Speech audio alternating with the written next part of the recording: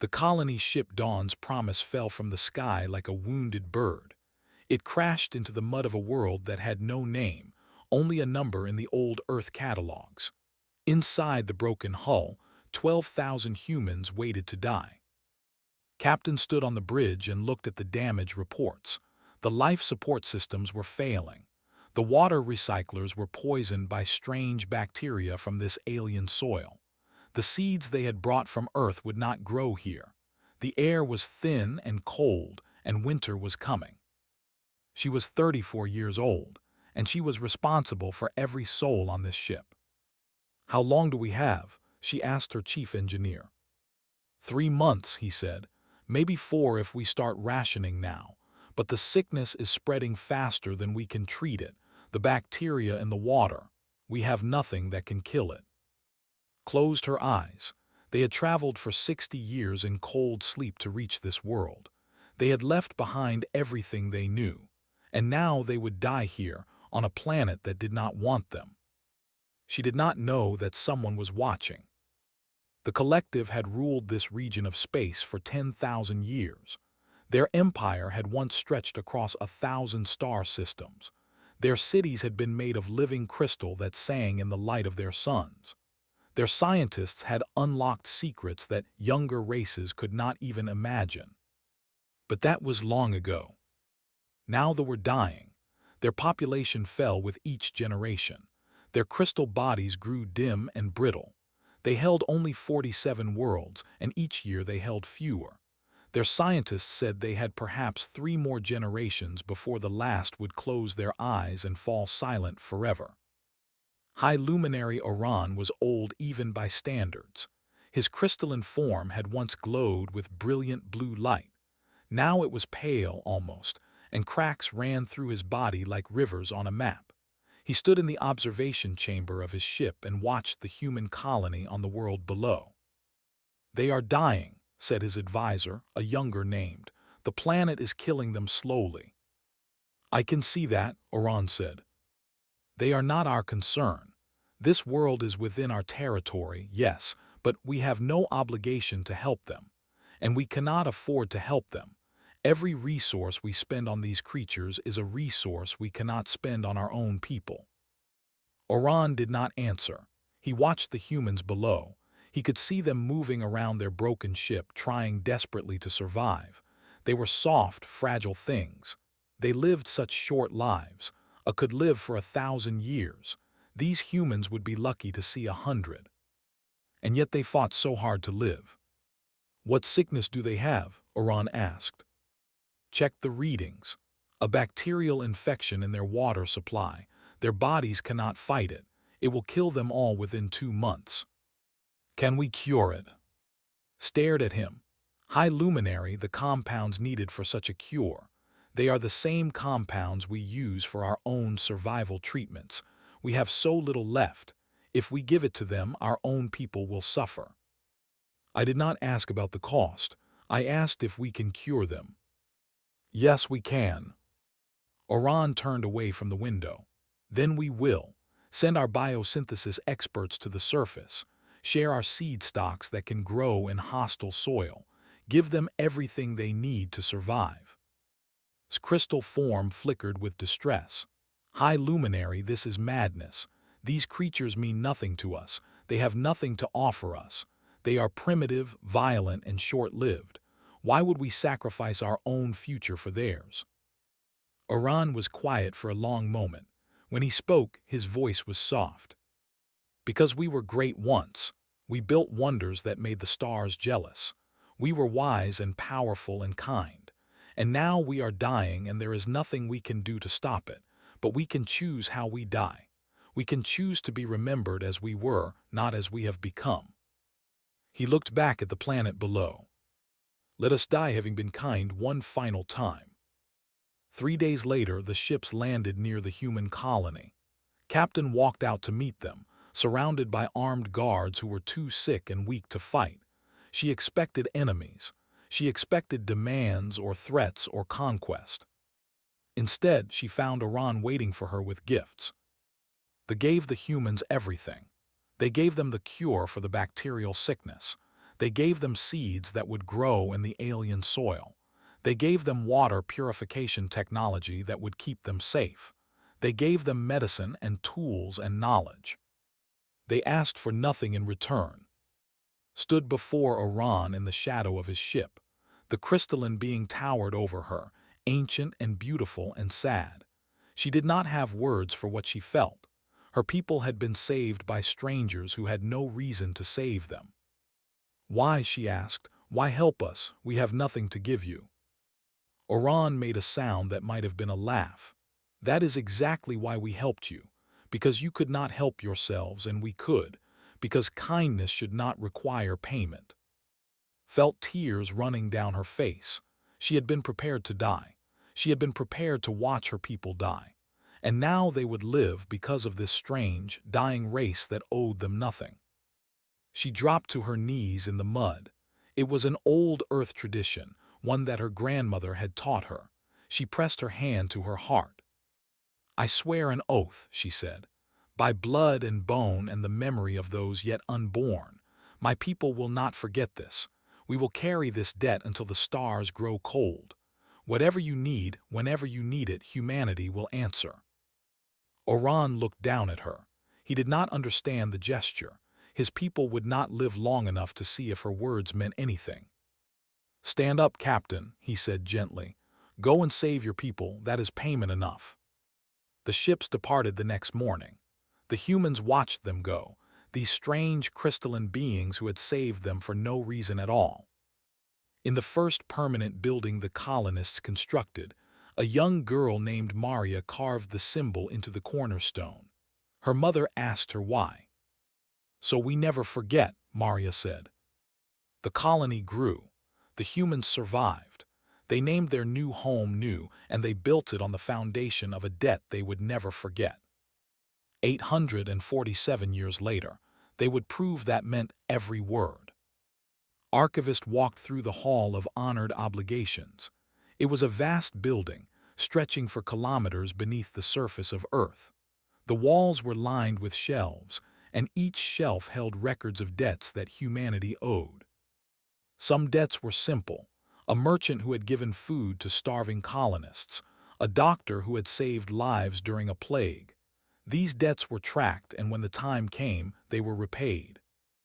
Other debts were ancient, promises made centuries ago, passed down through generations like sacred duties. His family had kept the same debt for 11 generations. They were the keepers of the obligation. She walked to the section where the records were stored. The shelves here were old, covered in dust that the cleaning robots somehow never touched. Nobody came to this section anymore. They were almost gone. Most people thought of them as a historical curiosity, a dying race that would soon exist only in textbooks. But remembered. She pulled out the oldest file. Inside was a recording made 847 years ago. She pressed the playback button, and Captain's voice filled the air.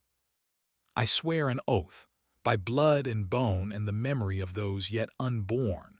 My people will not forget this. We will carry this debt until the stars grow cold. Had heard this recording 1,000 times. She knew every word, every pause, every breath. It was her inheritance, passed down from her mother, and her mother's mother, and so on back through the centuries. Humanity had grown powerful since those early days. 300 star systems flew the human flag. Billions of people lived on worlds that could never have imagined. Humanity was not the greatest power in the galaxy, but they were respected.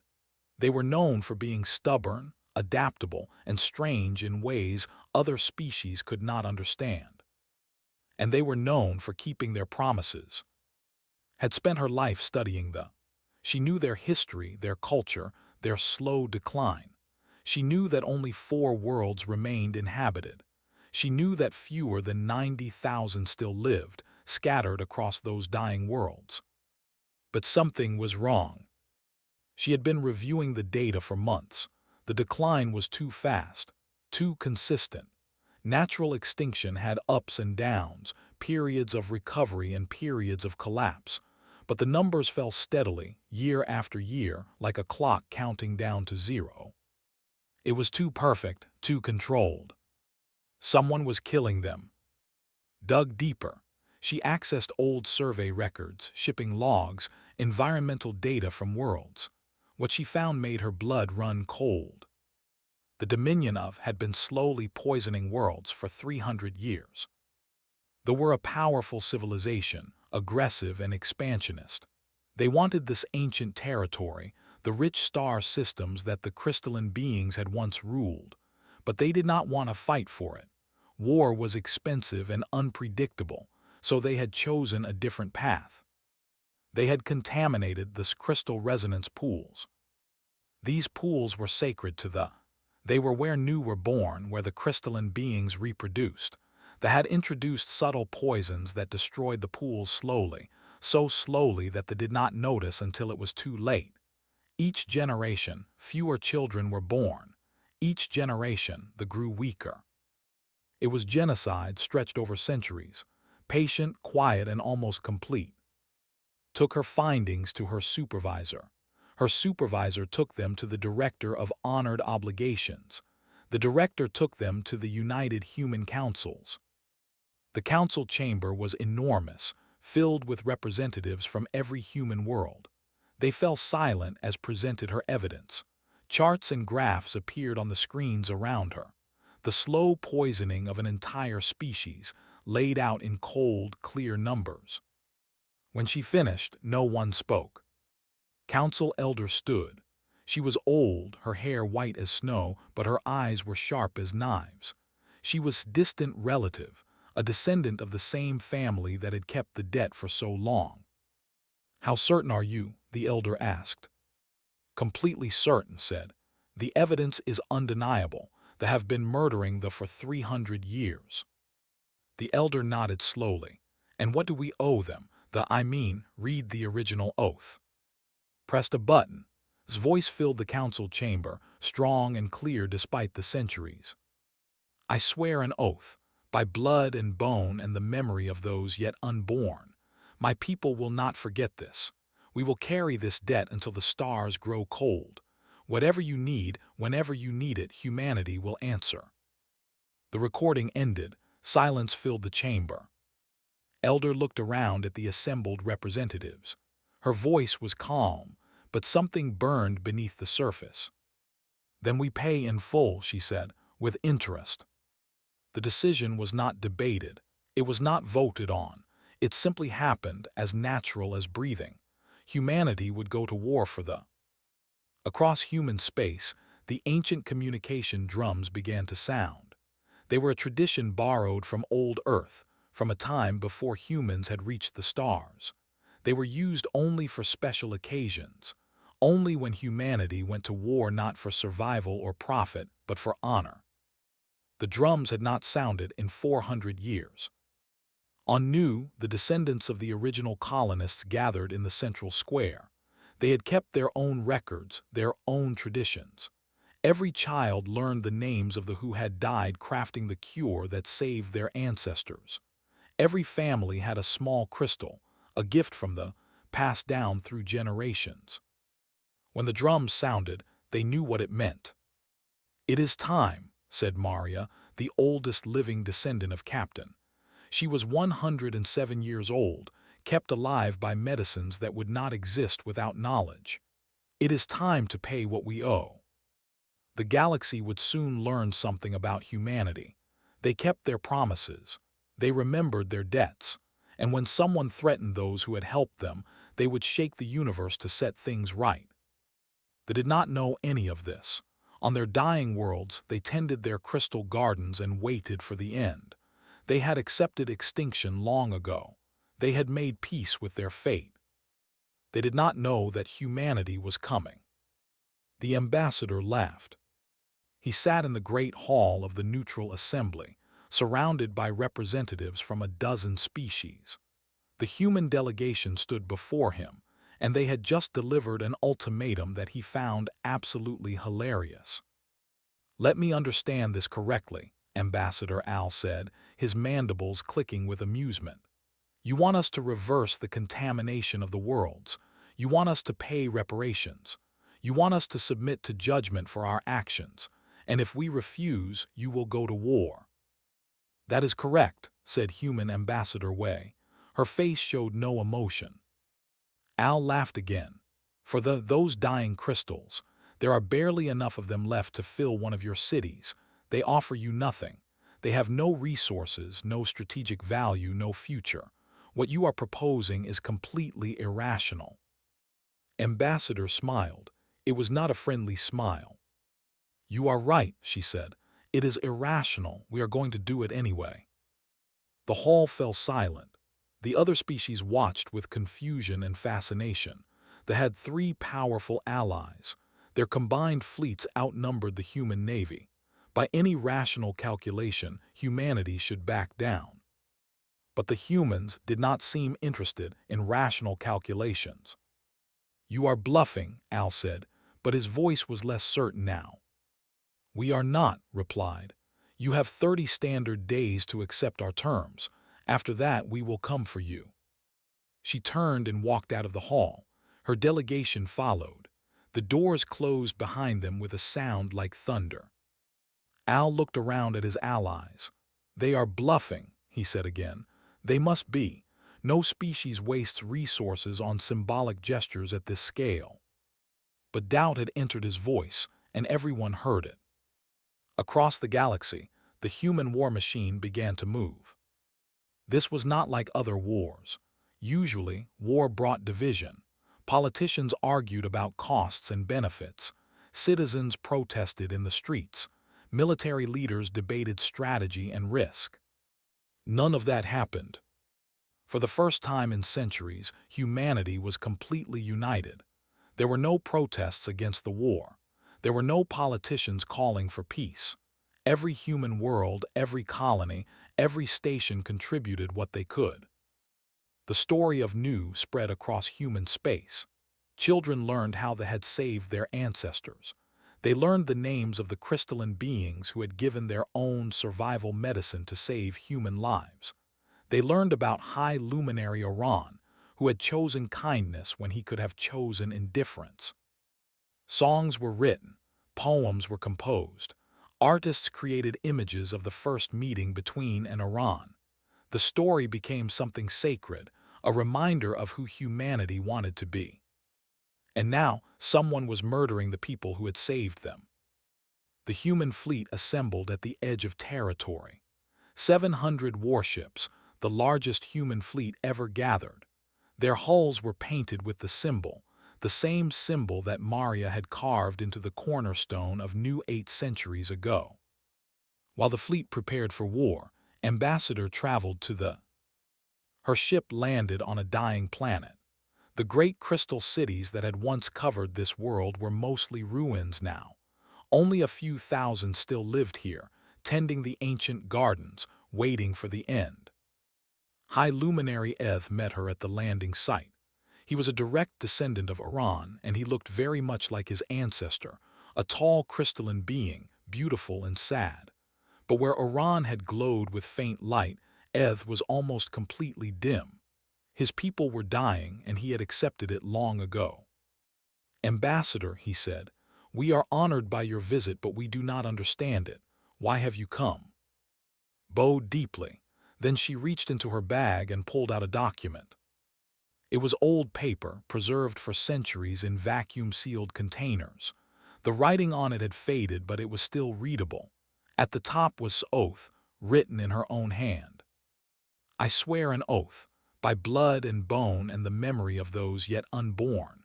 My people will not forget this. We will carry this debt until the stars grow cold.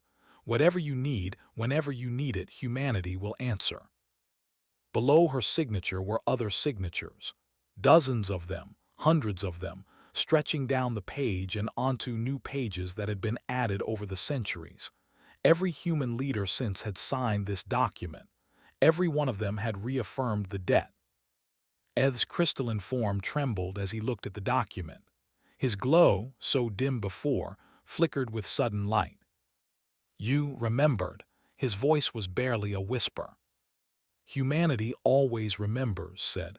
"We have never forgotten what your ancestor did for us. We have never stopped being grateful.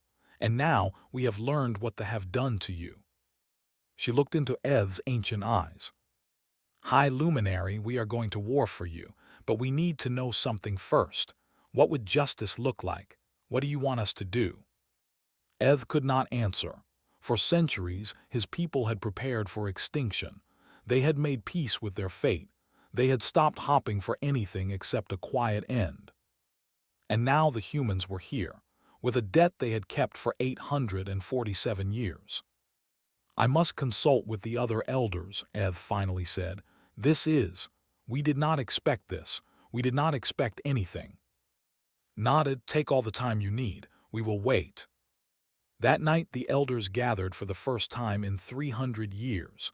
They discussed what the humans had told them, what the humans had offered. Some could not believe it. Others wept, their crystalline bodies making sounds like wind chimes in a storm. "Why?" one elder asked. "Why would they do this? We are nothing to them. We are dying. We have nothing to offer." Ev thought of his ancestor, Oran. He thought of the decision that had been made 8 centuries ago to help the humans when helping would cost them dearly. "Perhaps," he said slowly, "kindness does not require payment. Perhaps that is what Oran understood, and perhaps the humans understood it too." He looked at the document had given him. All those signatures stretching across centuries, all those promises kept and reaffirmed generation after generation. "They remembered," he said. "They remembered, and now they are coming to help us just as we helped them. Perhaps we should let them." The elders voted. For the first time in centuries, they voted for something other than acceptance. They voted for hope. In the morning, Ev met with Ambassador. "We want justice," he said. "We want them to stop what they are doing. We want our people to have a chance to survive, but we do not want genocide. We do not want to become what they are." Nodded, "Then that is what we will fight for. Justice, not revenge. Survival, not destruction." She reached out and took Ev's crystalline hand. It was warm, like sunlight on glass. "We will not fail you," she said. "Humanity never forgets, and humanity never lets a debt go unpaid." The war began on a Tuesday. Human ships crossed into territory at 17 different points. They did not sneak or hide. They came openly, their hulls painted with the symbol, their communications broadcasting the same message on all frequencies. "We are humanity. We have come to collect a debt." They and their allies fought back hard. They had expected this war, even if they had not believed it would really happen. Their combined fleets outnumbered the humans. Their weapons were powerful. Their soldiers were fierce. But they had made a terrible mistake. They had assumed that humans fought like other species. Other species fought for territory. They fought for resources. They fought for power. These things could be negotiated. These things could be traded. A species fighting for territory might accept a compromise if the cost became too high. Humanity was not fighting for territory. Admiral James stood on the bridge of the flagship Remember New. He was 63 years old, a career military officer who had spent his life preparing for conflicts that never came. His great-grandmother had been born on New. She had grown up with the stories. She had taught them to her children, and they had taught them to their children. Now, finally, James understood what those stories meant. "Admiral, the fleet is ahead, 200 ships. They are blocking our path to the—" James nodded. "Signal the fleet, all ships advance. We will go through them." His tactical officer looked nervous. "Sir, they outnumber us. If we attack directly, we will take heavy casualties." "I know," James said. "We attack anyway. Every hour we delay is an hour the suffer. Move forward." The battle was terrible. Ships burned in the void. Thousands died on both sides. They fought with skill and courage, but they were fighting to defend territory. The humans were fighting for something else. When a human ship was crippled, its crew did not surrender. They aimed their broken vessel at the enemy and rammed. When a human captain saw a chance to protect a world, they took it, even if it meant their own death. They could not understand it. Commander watched from his command ship as the battle raged. He was Al's nephew, a veteran of many conflicts. He had never seen anything like this. "They are insane," he said. "They throw away their lives for nothing. They cannot help them. They have no resources, no power. Why do they fight so hard?" His advisor, a young named Al, spoke carefully. "Perhaps they are not fighting for what they can give them. Perhaps they are fighting for what they already gave." "What do you mean?" "I have studied human history.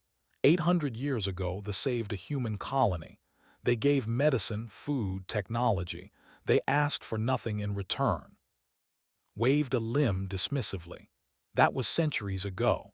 No one remembers things that happened centuries ago." "Humans do," Al said quietly. "They never forget." The battle ended with the fleet in retreat. The humans had lost nearly a third of their ships, but they had won. They pushed forward system by system, world by world, driving them back toward their core territories. The galaxy watched in disbelief. At the hive mind's court, the vast collective consciousness processed data from thousands of sources. They calculated outcomes, analyzed patterns, tried to make sense of what they were seeing. "It does not compute," the hive mind announced. "The humans gain nothing from this war. Victory will cost them more than they could ever recover from their casualties are already enormous. Their economy is suffering. By every measure of rational behavior, they should stop." A human diplomat named Sarah was present at the court. She was the sister of Ambassador Wei, and she had been sent to explain humanity's actions to the confused. "You are still not understanding," she said. "This is not about what we gain. It is about what we owe."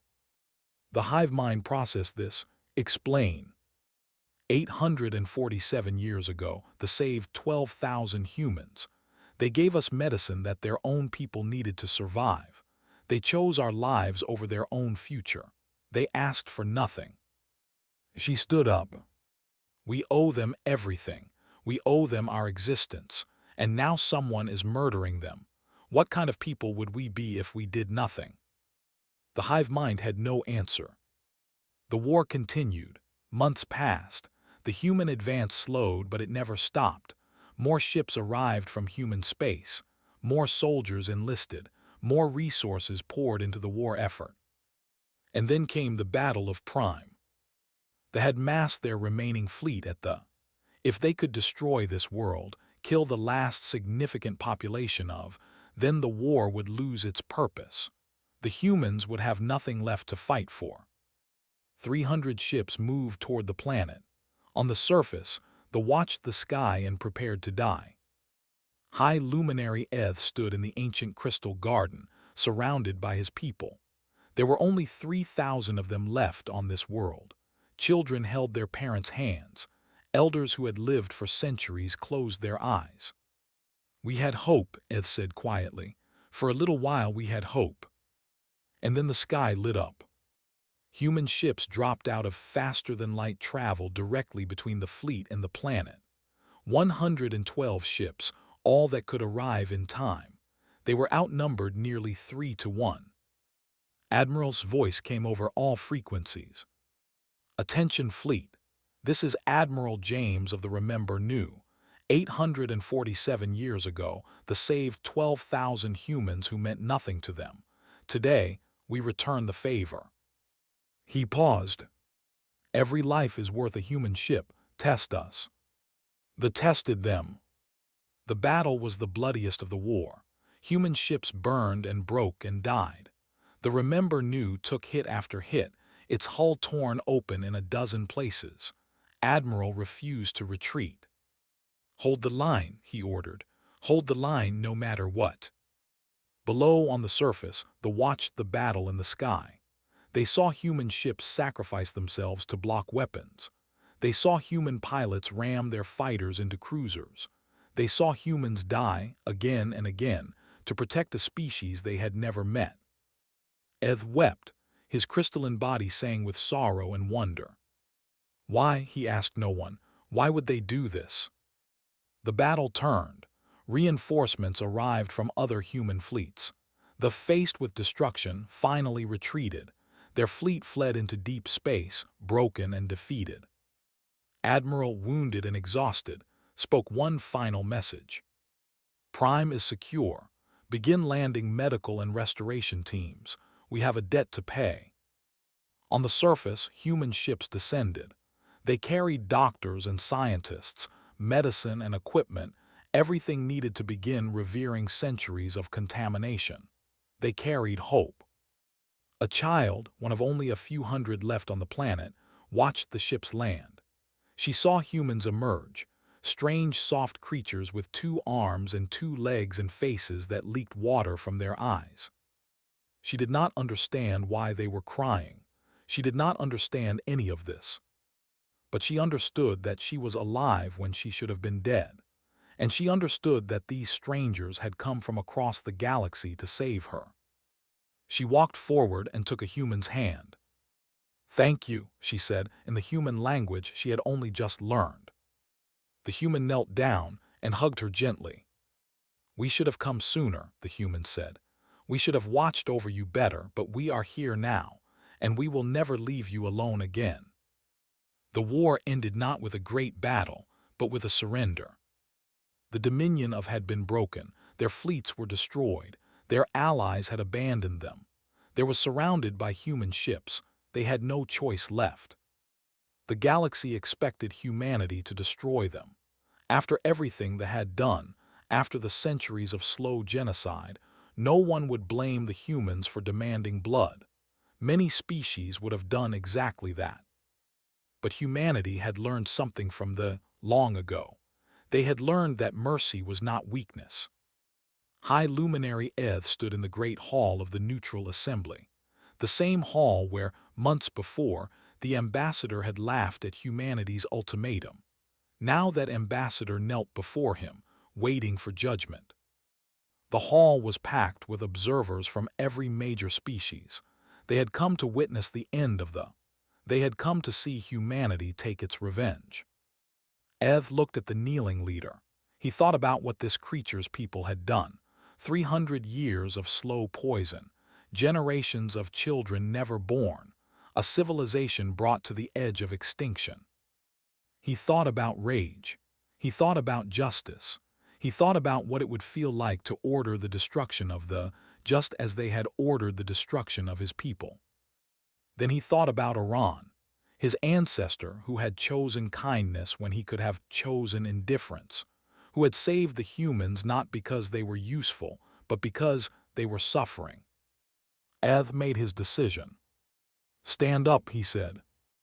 Ambassador Al stood slowly, his eyes fixed on the floor. "Your people tried to murder mine," Eth said.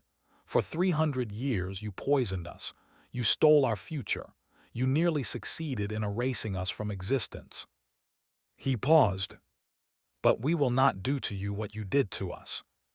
The hall was silent with shock. "The dominion of will not be destroyed. Instead, you will spend the next 1,000 years repairing what you broke. You will fund the restoration of our worlds. You will send your scientists to help rebuild our crystal pools. You will teach your children what you did and why it was wrong." He stepped closer to Al. "You will learn what we learned. You will learn that some debts cannot be escaped. And perhaps, in 1,000 years, you will understand why mercy is stronger than revenge." Al looked up, his eyes were confused. "You are letting us live." "Yes, but you will live as debtors. You will live as servants of the species you tried to destroy. And every generation for the next 1,000 years, will know the shame of what their ancestors did." He turned to face the assembled observers. "This is justice. Not destruction but restoration. Not revenge but redemption. We were shown mercy when we did not deserve it, and so we will show mercy in return." After the ceremony, Ambassador Wei found Eth in a quiet corridor. "You could have killed them all," she said. "Your people wanted it. Many of my people wanted it too. Why mercy?" Eth's crystalline form glowed softly. He looked healthier now than he had when they first met. The human doctors had already begun revering the damage to his people. For the first time in centuries, children were being born again. Because your ancestors showed us mercy when we were dying, he said. Oran could have ignored the human colony. He could have saved our resources for our own people. Instead, he chose to help strangers who could give him nothing in return. He looked at, "We did not just pass our debt to you. We passed our example, and now we pass it to the... Perhaps they will learn. Perhaps in 1,000 years someone will try to destroy them, and they will be saved by a species that remembers their kindness." Nodded slowly. That is a very long view. My people have always thought in long views. That is why we kept our honor even as we died. And that is why your people kept their promise even after 8 centuries. He reached out and took her hand. "Thank you, Ambassador. Thank you for remembering." The news spread across the galaxy. The war was over, they had survived, and humanity had done something that no one expected. They had won, and then they had shown mercy.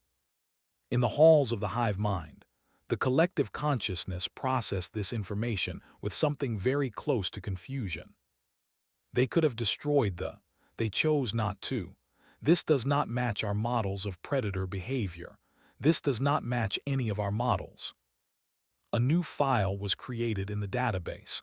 It was labeled Humanity, Anomalous Behavior Patterns. It would grow very large over the coming centuries.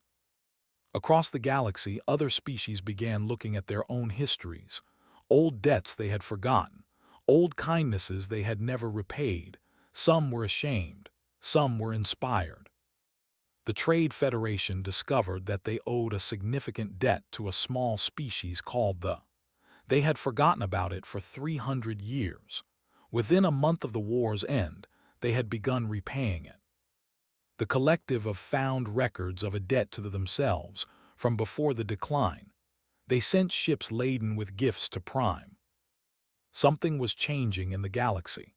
Something that had started with a dying race's kindness to a struggling colony 847 years ago. A new monument was being built. The planet had grown from 12,000 desperate colonists to 60 million thriving citizens. The cornerstone that Maria had carved with the symbol was now part of a museum. Millions came every year to see it, to remember how their world had been saved. The new monument stood beside the old cornerstone. It was 2 statues, carved from crystal donated by themselves. The first statue was High Luminary Oran, tall and beautiful, his crystalline form catching the light of the sun. His hand was extended in greeting. The second statue was Captain, kneeling in the mud, looking up at the being who had saved her people. Her hand was pressed to her heart. Between them, carved into the base, were the words of her oath. "By blood and bone and the memory of those yet unborn, my people will not forget this. We will carry this debt until the stars grow cold. Whatever you need, whenever you need it, humanity will answer." On the day of the monument's dedication, a young child and a young human child stood together in the crowd. They had become friends over the past months as their peoples worked together to rebuild. The child looked up at the statues. Her crystalline body was bright and healthy, full of the life that the human doctors had helped restore. "Will you remember us forever?" she asked. The human child took her hand. She was the latest in a long line of descendants, children who had grown up with stories of the debt and the promise. "That is the thing about us," she said.